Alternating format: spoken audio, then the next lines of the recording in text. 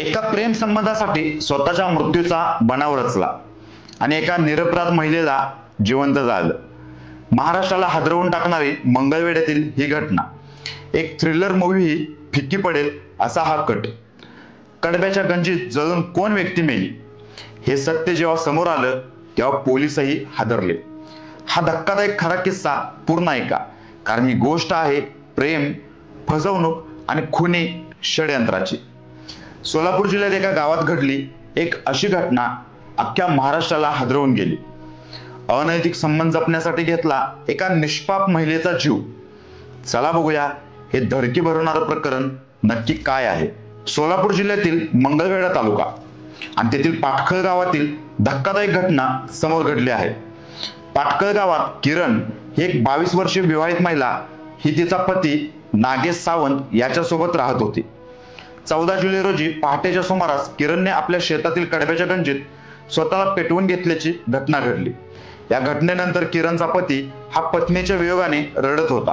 किरणचे वडील घटनास्थळी पोहोचताच त्यांनीही आत्महत्या नसून मुलीची हत्या केली गेली आहे असा संशय व्यक्त करून पोलिसांना आपल्या मुलीच्या मृत्यूची चौकशी करण्याची विनंती केली।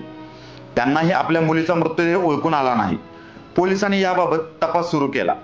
चौकशी दरम्यान किरणचा दीर निशांत याच्यावर पोलिसांचा संशय बळावला। फोनमधील कॉल रेकॉर्ड तपासले असता एक धक्कादायक गोष्ट समोर आली। मृत समजली गेलेली किरण प्रत्यक्षात जिवंत होती आणि व्हिडिओ कॉलवरती बोलत होती। पोलिसांनी CDR चेक करत लोकेशन ट्रेस केलं आणि कराड येथे किरण व निशांत यांना पकडलं गेलं।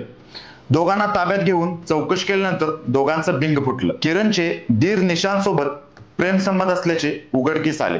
तिचं तिच्या नवऱ्याशी काही खास नातं नव्हतं, पण तिचं प्रेम होतं आपल्या चुलत दीर निशांतवर। किरण आणि निशांत यांना एकत्र राहता यावं यासाठी घरातून पळून न जाता किरणने आत्महत्या केली आहे असं भासवत मृत्यूचा बनाव करण्यात आला।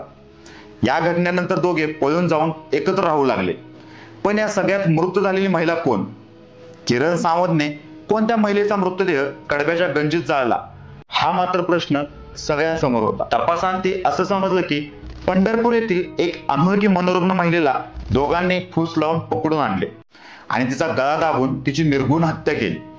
त्यानंतर संबंधित वेडसर महिलेचा मृतदेह कडब्याच्या गंजीत ठेवून पेटवून दिला आणि किरणच्या मृत्यूचा खोटा बनाव केला।